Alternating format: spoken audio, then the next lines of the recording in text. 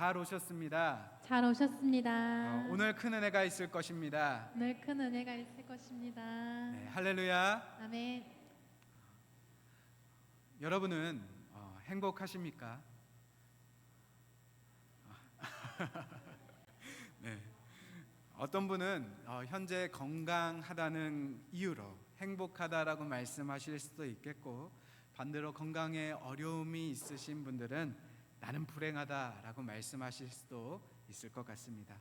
어떤 분은 사업의 번창함으로 인하여 나는 행복하다라고 말씀하실 수 있겠고, 또 어떤 분은 사업이 지금 어려워서 지금 하고 있는 일이 잘 풀리지 않아서 나는 불행하다, 나는 어렵다라고 그렇게 생각하실지도 모르겠습니다. 추석 연휴를 앞두고 있는 요즘이기 때문에 또 많은 분들은 추석 연휴를 바라보며 행복하다라고 이렇게 생각하실지도 모르겠습니다. 이스라엘의 역사학자인요 유발 하라리 교수가 하나의 책을 적었습니다. 사피엔스라는 책인데요, 한 기사를 보니까 1999년부터 2022년까지 인문학 누적 베스트셀러를 고백했는데 제가 PPT로 좀 준비를 했어요. 3위는요 지적 대화를 위한 넓고 얕은 지식이라는 책이었고, 1위는 미움받을 용기라는 책이었습니다. 다들 한 번씩은 들어보시고 또한 읽어보신 분들도 있을 것 같습니다. 네, 그렇다면 2위가 어떤 책일까요? 네, 모두 짐작하시다시피 유발 하라리의 사피엔스라는 이런 책입니다. 네, 사피엔스라는 책에 담긴 내용을 조금 살펴보면 이렇습니다. 이 책은 힘과 통합 그리고 행복이라는 그 세 가지 키워드로 전개가 되어지는데, 여기에서 행복에 대해 이렇게 정의 내리고 있습니다. 행복은 분화, 건강, 공동체와 같은 객관적인 조건에 전적으로 좌우하지 않고 객관적인 조건과 그리고 주관적인 기대의 상관관계에 의해서 결정된다라고 말입니다. 우리 한번 좀 집중해서 한번 함께 읽어볼까요? 어떤 내용인지 한번 읽어보겠습니다. 시작. 행복은 분화, 건강, 공동체와 같은 객관적인 조건에 전적으로 좌우하지 않고 객관적인 조건과 주관적인 기대의 상관관계에 의해서 결정된다. 네, 조금 어려운 말인 것 같습니다. 제가 이래서 똑똑한 사람을 싫어합니다. 네, 친절하지가 않아요. 조금 쉽게 예시를 들어보면 지금 이런 말을 하고 있는 것입니다. 가난한 사람에게 100만 원이 주어진다면 어떨까요? 그는 그 100만 원을 통하여 무엇을 사고 싶은지, 그리고 어떤 것을 하고 싶은지, 할 수 있는지에 대하여 고민하면서 기뻐할 것입니다. 내가 이 100만 원을 가지고 무엇을 살 수 있고 또한 무엇도 할 수 있다라고 생각하며 기뻐하게 되고 또한 행복해할 것입니다. 그런데 똑같은 돈 100만 원이라 하더라도요, 이것이 재벌에게 주어진다면 어떠하겠습니까? 똑같은 돈일지라도 그에게 이 100만 원은 아무것도 아닌 것이 될 것입니다. 잠깐의 유흥비로 써버릴 수 있는 돈일 수도, 어쩌면 없어져도 전혀 상관이 없는 그러한 적은 돈일지도 모르겠습니다. 행복을 가져다 주는 것은요, 이 100만 원이라는 객관적인 조건이 아니라 각 사람이 가지고 있는 주관적인 기대감, 그 기준에 따라서 행복이 결정된다라는 것을 아까 그 유발 하라리 교수가 이야기한 것입니다. 똑같은 100만 원이라도 그것을 통하여 누구는 행복감을 느끼고 누구는 별 행복감을 느끼지 않는다라는 것이죠. 그래서 행복이라는 것은 무엇인가 내가 기대하는 것이 채워져야 하는 조건이며, 동시에 그 조건을 받아들이는 마음 상태의 기준에 따라 결정이 됩니다. 행복은 객관적인 조건과 동시에 주관적인 기대감으로 결정이 되어지는 것입니다. 여기까지가 사피엔스라는 책에 나와 있는 내용입니다. 저는 한편으로는 그의 말에 동의하지만 또 한편으로는 그의 말에 동의할 수 없습니다. 왜냐하면 세상에는 행복과 동시에 행복감이라는 것이 존재하기 때문인데, 지금 이 하라리 교수는요, 행복감에 대하여 이야기하면서 행복이라고 말하고 있기 때문에 그렇습니다. 행복과 행복감은 구별되어져야 합니다. 조금 조심스러운 말이지만요, 향, 정신성 약물, 예를 들어 마약과 같은 것을 통해서도 사람은 행복감을 느낄 수 있습니다. 마약과 같은 우리의 신경을 자극하는 물질을 통해서 도파민이나 옥시토신과 같은 화학 물질들의 상승이 일어나면 사람은 행복을 느낍니다. 만약 그 행복이 그런 쾌락적인 느낌만을 의미한다면요, 우리는 마약을 거부할 이유가 전혀 없습니다. 행복할 수 있는데 왜 마약을 거부하겠습니까? 오히려 장려해야 되지요. 이 불안하고 불행하다라고 말하는 요즘 세상에 행복할 수 있는 도구이지 않습니까? 그런데 우리는 마약을요, 법으로 정해놓고 막고 있고, 또한 그렇게 막는 것을 합당하다라고 생각합니다. 왜냐하면 마약은요, 잠시의 행복감만 줄 뿐이지 그 이후로는 더 큰 갈증, 그 이후로는 더 어려움을 가져오기 때문에 그렇습니다. 그런데 우리 한번 생각해 보면 좋겠습니다. 우리가 이 세상에서 느낄 수 있는 모든 행복이라고 정의하는 것들은요, 이 마약과 같지 않는지 말입니다. 돈을 많이 버는 것, 좋은 대학에 들어가고 좋은 직장에 들어가는 것, 사업에 성공하는 것, 어떠한 행복감을 느끼게 해주는 것 모두가요, 일시적인 행복감을 우리에게 줄 뿐이지 조금의 시간이 지나면 그 행복감은 없어집니다. 유튜브에서요, 어느 기업의 명예 회장님이 강연하시는 것을 제가 보았습니다. 쇼츠로 짧게 이제 된 내용만 이제 제가 보았는데 이런 말을 하시더라고요. 사업을 해서 돈을 벌면 돈을 쓸어 다닌다. 근데 그 돈도 써보면 금방 질리더라. 그래서 그 다음에는 좀 더 큰 꿈을 꾸러 다니는데 이 나라에 도움이 되는, 이 민족에 도움이 되는 그런 꿈을 꾸게 된다. 애국자 타령을 하게 되더라. 그 다음에는 이제 어려운 사람이 눈에 보이기 시작한다. 그 사람들을 위해 내가 무엇인가를 해보고 싶다라고 생각하게 된다라고 이야기를 하시더라고요. 저는 돈을 많이 벌어본 경험이 없습니다. 그런데 돈을 벌어본 사람의 증언에 따르면 돈을 쓰는 것도요, 금방 질린다고 하더라고요. 그리고 무뎌진, 더 이상 그곳에서 행복감을 느끼지 못하기 때문에 또 다른 것에서 행복감을 느끼기 위하여 이것도 찾아보고 저것도 찾아보며 기웃기웃거린다라는 것을 우리가 확인할 수 있습니다. 우리가 이 세상에서 얻는 것은요, 잠깐의 행복감일 뿐이라는 것을 말해주는 현상이라고 저는 생각을 합니다. 성경이 우리에게 말해주는 전제는 명백합니다. 사람은요, 애시당초 행복하지 않다라는 사실입니다. 사람은 행복할 수 없습니다. 잠깐의 행복감은 느낄 수 있을지 몰라도 사람은 결국에는 불행한 존재입니다. 그 인생이 결국에 죽음이고 심판이기 때문에 그렇고요, 우리 인생은 무엇을 하고 무엇을 누리더라도 잠깐의 행복감만을 느낄 수 있지 온전한 행복에 도달할 수 없는 존재입니다. 그런데 그런 인생에 오늘 하나님께서 우리에게 행복에 대하여 말씀해 주시고 계십니다. 오늘 본문은요, 모세가 하나님께 십계명을 받고 내려오다가 그 우상 숭배를 하고 있던 이스라엘 백성을 보고 분노해 십계명을 던져 깨버린 직후의 말씀입니다. 그 우상 숭배의 자리에는요, 많은 음식들도 차려져 있었을 것이고요, 흥겨운 노래도 연주되고 있었을 것입니다. 그 춤을 추면서 한껏 기쁨의 시간을 보내고 있었을 거예요. 지금까지 애굽에서 억눌려 왔던 그 종과 노예로서 억눌려 왔던 그 자유를 한껏 발산하며, 그래, 이게 사는 거지. 야, 이런 행복이면 내가 100살을 살아도 1000살을 살아도 내가 행복하다 말할 수 있을 것이다 라고 그들은 고백하며 생각했을지도 모르겠습니다. 많은 사람이 그곳에서 행복감을 느끼고 있었을 거예요. 그런데 오늘 모세가 그들의 그 행복감이 넘치는 자리를 보면서 분노하고 있습니다.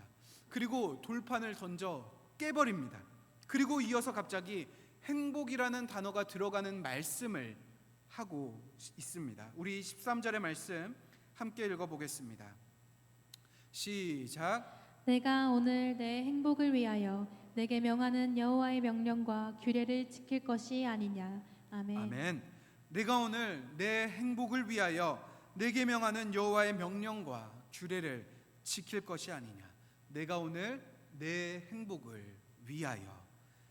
아니, 지금 이스라엘 백성은 분명 행복하다라고 생각하고 있었습니다. 그런데 그 행복하다고 느끼며 즐기고 있던 이스라엘 백성을 바라보며 모세는 그들에게 그것이 진정한 행복이 아니다 라고 말하며 행복은 이것이다 라고 이야기하고 있습니다.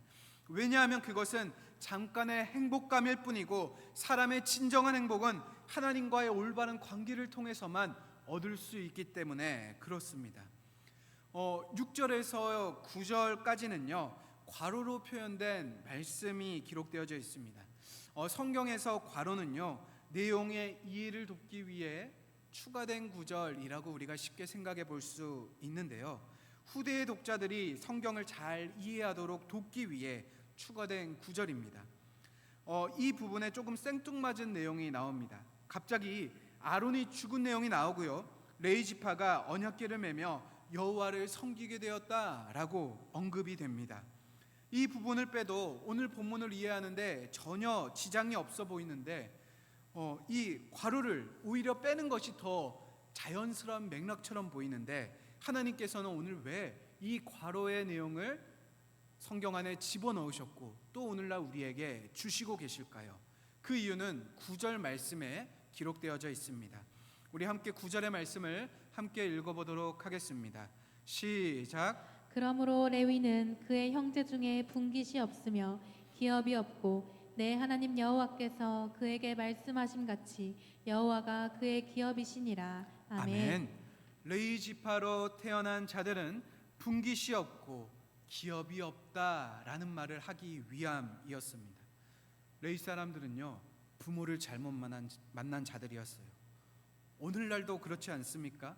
서울대에 합격한 서울 지역의 학생들 그 출신 자치구에 관한 조사를 제가 살펴봤는데요, 학생 100명당 그 강남구 출신 100명 중에 2.1명이 서울대에 들어갔다고 합니다. 강북구에 비해서요 21배가 높은 비율입니다. 같은 서울에서도 이 정도의 차이가 있는데 지방이라면 얼마나 더 큰 차이가 날까요? 부모를 잘 만났어야 좋은 대학에 갈 수 있는 것이 오늘날 현실입니다. 유학한 부모 밑에서 태어나면요 더 쉽게 유학 갈 수 있습니다. 돈 많은 부모 밑에서 태어나면 더 쉽게 좋은 직장에 취직할 수도 있고 안정적인 생활을 누릴 수도 있습니다. 오늘 레위 지파는요 부모를 잘못 만났어요. 다른 지파는 다 가지고 있는 분깃이 없었고 기업도 없었습니다. 그래서 그렇게 불평하고 있는 레위 지파 자손들에게 하나님께서 오늘 9절의 말씀을 하시는 것입니다. 그러므로 레위는 그의 형제 중에 분깃이 없으며 기업이 없고 내 하나님 여호와께서 그에게 말씀하신 같이 여호와가 그의 기업이시니라. 레위 지파는요 분깃이 없었어요. 기업도 없었습니다. 하지만 그들에게 있는 것이 하나 있었습니다. 그것은 바로 여호와 하나님이셨습니다. 하나님께서 그의 기업이 되어주셨고 하나님께서 그의 분깃이 되어주시겠다라고 말씀하시고 계시는 것입니다.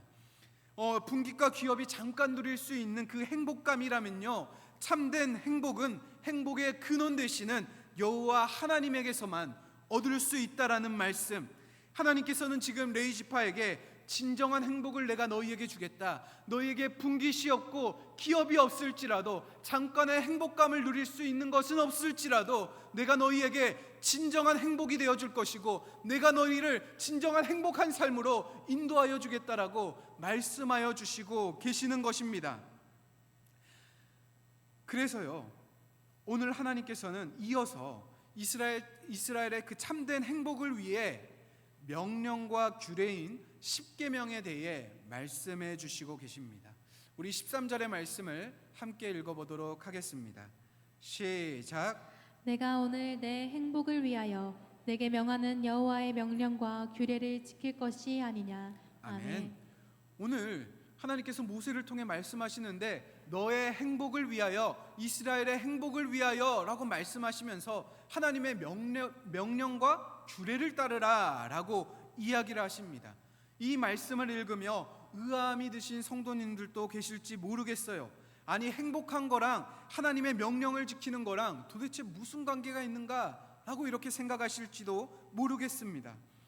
십계명은요, 하나님께서 모세와 이스라엘 백성에게 주신 언약이었습니다. 당시 그 고대 문화에서는요, 나라들끼리 종주국 언약을 자주 맺었는데 이 언약은요, 일방적인 관계가 아니었어요. 나라와 나라가 언약을 맺을 때 더 강한 나라와 약한 나라가 이 종주국의 언약을 맺었는데, 강한 나라가 너 이것 지켜야 돼, 저것 지켜야 돼 라고 명령과 규례를 내립니다. 하지만 이 명령과 규례만 내리는 것으로 끝나면 일방적인 계약일 것이에요. 그런데 당시 언약에는 그것으로 끝나지 않고요, 강한 나라는 약한 나라에게 그들을 보호함을 약속하였습니다. 누가 너희 괴롭히면 나 불러, 내가 너희의 그 적들 무찔러 줄게. 말만 해.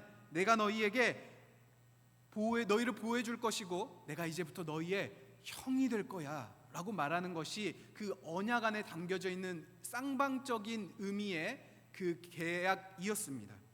오늘 본문에서 말하고 있는 십계명이 이런 언약과 같습니다.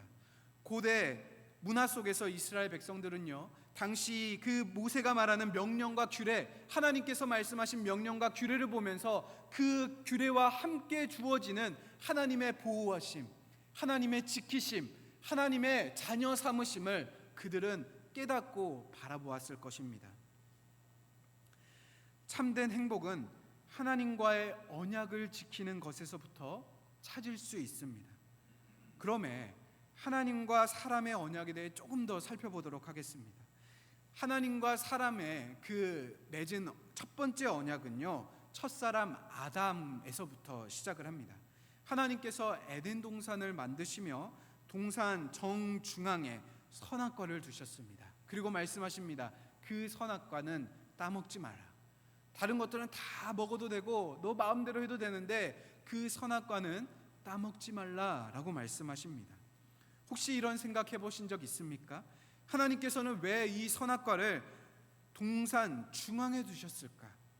아담이 그 선악과를 따먹길 원치 않으셨다면 동산 보이지 않는 구석에 숨겨두시거나, 하나님께서 아담이 그 선악과를 따먹지를 원하지 않으셨다면 선악과가 잘 보이지 않는 곳에 구석에 놓으셔야지, 왜 하나님께서는 선악과를 잘 보이는 어디서든 볼 수 있는 동산 정중앙에 두셨을까라는 생각 말입니다. 누군가는 이것을 보면서 하나님은 정말 선하신가, 신은 정말 선한가 라는 그 신정론에 도전을 하지만, 저는 이것이요 선악과의 참 의미를 모르기 때문에 발생한 해프닝이라고 생각을 합니다. 저는 이 선악과가요 제가 손에 끼고 있는 이 결혼 반지와 같은 의미라고 생각합니다. 저는 평소에 이 결혼 반지를요 잘 끼고 다니지 않았습니다. 너무 오랜만에 말씀을 준비하면서 이 결혼 반지를 꼈습니다. 제가 결혼 반지를 끼지 않는 이유는요, 총각 행세를 하기 위함이 아니고요, 제 와이프가 결혼 반지를 2번이나 잃어버렸기 때문입니다. 그래서 반항하는 거예요. 그리고 아직도 안 샀어요. 2번 잃어버렸으면 자기가 자기 돈으로 좀 사야 되는데, 그래서 나도 안 낄래 하고 이 결혼 반지 빼놓고 다니다가 오늘 설교를 이제 준비하면서 맞아, 이 결혼 반지에 참 중요한 의미가 담겨져 있는데 라고 생각하며 다시 끼었습니다. 이 결혼 반지는요 사랑의 증표입니다. 제가 저희 와이프와 결혼했다는 증표이고요, 제가 이 세상에서 오직 한 사람, 우리 와이프만을 사랑하겠다라는 저의 선언입니다. 그런데 이 사랑의 증표인 결혼 반지가요 구속이 될 때가 있다는 사실 아십니까? 내가 결혼했다는 사실을 감추고 싶을 때, 그리고 내가 하면 안 되는 다른 생각을, 다른 행동을 하고자 했을 때부터 이 결혼 반지는 구속이 되어버리고 이 결혼 반지는 빼어놓게 되는 것이 되어버리고 맙니다. 선악과는요 하나님의 사랑의 증표였습니다. 하나님께서 사랑을 창조하시고 내가 너를 사랑해서 너를 지키고 보호하겠다라는 선언이자 증표였습니다. 그래서 그것을 에덴 동산 정중앙에 어디서든지 볼 수 있는 곳에 두셨던 것입니다. 아담과 하와야, 내가 너 사랑하는 거 알지? 너 무슨 일이 있을 때, 어려운 일이 있을 때, 힘든 일이 있을 때 저 선악과 바라봐. 내가 너의 하나님이 된다라는 사실, 내가 너의 삶을 지키고 보호한다라는 사실, 너가 이 선악과를 바라보며 기억하면 좋겠어. 그리고 너가 다시 한번 일어나면 좋겠다 라고 그 사랑의 증표로 선악과를 동산 중앙에 두셨던 것입니다. 그런데요, 이 아름다운 의미의 언약이 언젠가부터 구속이 되어버리고 만 것이에요. 언제부터죠? 아담과 하와가 이것을 먹으면 하나님과 같이 될 수 있다라는 사탄의 음성에 넘어간 다음부터입니다. 원래 선악과는 하나님의 사랑의 징표였습니다. 오늘 13절에서 이야기하는 하나님의 명령과 규례도 이런 의미였습니다.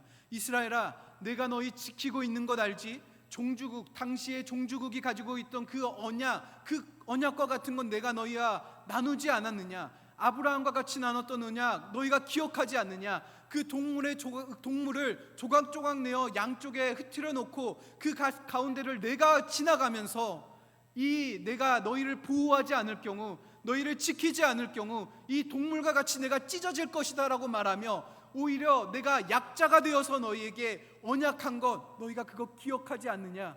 내가 너희를 지키겠다, 내가 너희를 사랑하겠다, 내가 너희를 끝까지 포기하지 않겠다라는 것이 이 하나님의 언약, 하나님의 명령과 규례 안에 담겨진 의미입니다. 하나님께서는요, 이 언약을 지키셨어요.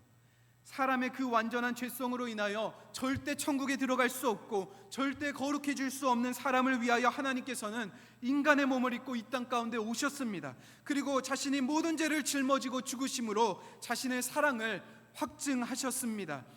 그 하나님께서 오늘 우리에게 이렇게 선포하십니다. 내가 너희를 사랑하고 너로 인하여 기뻐하겠다라고 말입니다. 15절에 그 내용이 담겨져 있습니다. 우리 함께 읽어볼까요? 여호와께서 오직 내 조상들을 기뻐하시고 그들을 사랑하사 그들의 후손인 너희를 만민 중에서 택하셨음이 오늘과 같으니라. 우리 함께 읽어보겠습니다. 시작. 여호와께서 오직 내 조상들을 기뻐하시고 그들을 사랑하사 그들의 후손인 너희를 만민 중에서 택하셨음이 오늘과 같으니라. 아멘. 하나님께서 이스라엘 백성을 사랑하시겠다라고 선언하시고 그들로 인하여 기뻐하겠다라고 말씀하시고 계십니다. 오늘 본문에 나오는 그 행복이라는 단어를요, 원어로 보면 토브입니다. 토브는 성경에서 가장 먼저 나온 부분이 어디냐면요, 창세기 1장이에요. 선하다라는 의미로 그때 쓰였습니다. 하나님께서는 6일에 걸쳐 세상을 창조하셨는데 창조하실 때마다 그것을 보면서 토브라고 말씀하셨습니다. 그 창세기 1장 31절의 말씀을 함께 읽어보도록 하겠습니다. 시작. 하나님이 지으신 그 모든 것을 보시니 보시기에 심히 좋았더라. 저녁이 되고 아침이 되니 이는 여섯째 날이니라. 아멘. 우리가 읽은 그 창세기 1장 31절에 심히 좋았더라 라는 말씀이 토브입니다. 하나님께서 창조된 세상을 바라보며 심히 좋았다, 이것은 선하다 라고 말씀하시며 그 세상을 바라보셨는데 그 선하다는 기준은요, 하나님이시라는 사실을 우리가 봐야 됩니다. 여기서 우리는 좋았다라는 의미의 그것을 좋음을 선택하는 기준이 하나님께 있다라는 사실을 확인할 수 있습니다. 다시 말해 우리의 행복의 기준은요, 내가 아니라 하나님께서 결정하시는 것이라는 말입니다. 이것은 사랑의 관계에서만 이해되고요, 서로 사랑하고 있을 때만 알 수 있는 것입니다. 우리가 누군가를 사랑할 때 그가 잘 먹고 기뻐하는 모습을 보며 행복감을 느끼지 않습니까? 우리의 자녀들이, 우리의 배우자가, 내가 사랑하는 부모님이, 내가 좋아하는 사람이 어떠한 것을 잘 먹고 또한 기뻐하고 있을 그때 우리는 행복감을 느낍니다. 지금 하나님께서 이 행복을 우리에게 말씀해 주시고 계십니다. 내가 너를 사랑함으로 말미암아 너의 기쁨으로 인하여, 너가 기뻐하는 것으로 인하여 내가 기뻐하겠다라고 말입니다. 그렇게 될 수 있는 것은 하나님께서 우리를 사랑한다라고 선언하셨고 사랑을 실천하시기 때문입니다. 우리 15절의 말씀 다시 한번 읽어보겠습니다. 여호와께서 오직 내 조상들을 기뻐하시고 그들을 사랑하사 그들의 후손인 너희를 만민 중에서 택하셨음이 오늘과 같으니라. 아멘. 내가 너를 사랑하고 너를 기뻐하겠다라는 선언, 그 선언하신 하나님께서는 오늘 우리에게 그 사랑을 요구하고 계십니다. 너로 인하여 내가 행복하면 좋겠다. 내가 너의 기쁨으로 인하여 기뻐하는 것처럼 너도 내가 기뻐하는 것으로 인하여 기뻐하면 좋겠다. 조금 맛보다 사라지는 그러한 행복감으로 기뻐하는 것이 아니라 영원히 온전히 경험하는 행복을 너가 경험하면 좋겠다라고 말씀하시고 계십니다. 영원한 천국에서 그 슬픔이 없고 아픔이 없는 그곳에서 우리가 함께하면 좋겠다라고 천국을 말씀해 주시고 계시는 것입니다. 천국은 영원한 행복은요, 하나님을 진정으로 사랑할 때, 하나님의 기준과 말씀으로 살아갈 때 경험할 수 있기 때문에 그렇습니다. 우리 요한복음 6장 35절의 말씀, 예수님께서 이렇게 말씀하셨습니다. 예수께서 이르시니 나는 생명의 떡이니 내게 오는 자는 결코 줄이지 아니할 터이요 나를 믿는 자는 뭐라고 말씀하시죠? 영원히 목마르지 아니하리라. 아멘. 사람은 오직 하나님으로부터만이, 저 천국에서만이 온전한 행복을 경험하고 느낄 수 있습니다. 그리고 동시에 오직 성도만이요 이 땅에서 그 천국을 맛보아 알 수 있는 특권이 있습니다. 그것은 바로 말씀 안에, 은혜 안에 거하는 것입니다. 그래서 저와 여러분이 말씀 안에서, 은혜 안에서 늘 천국에 거하면 좋겠습니다. 은혜를 빼앗기지 않기 위해 늘 몸부림치고 말씀의 자리를 사수하는 그 귀한 노력이 저와 여러분에게 있기를 소망합니다. 그런데 우리가 늘 말씀 안에서, 그 은혜 안에서 거하는 것을 막는 것이 있는데요, 그것은 그 우리의 은혜와 말씀을 빼앗는 어떤 것입니다. 여러분, 십계명이 얼마나 소중한 물건인지 아십니까? 십계명은요 성경 전체에 걸쳐서 하나님께서 직접 적어주신 처음이자 마지막 물건입니다. 이 십계명 이외에는 하나님께서 직접 적어주신 것이 성경에 제가 알기로는 없습니다. 그런데 이 귀한 십계명을 모세는 자신의 분냄으로 인하여 깨뜨려 버렸습니다. 모세는 다혈질로 사람까지 죽였고요, 그 성질 때문에 약속의 땅 가나안 땅에 들어가지 못한 안타까운 사람입니다. 저는 여기서 모세가 다혈질로 하나님께서 주신 말씀을 깨버린 것에 대하여 여러분들께 강조드리고 싶어요.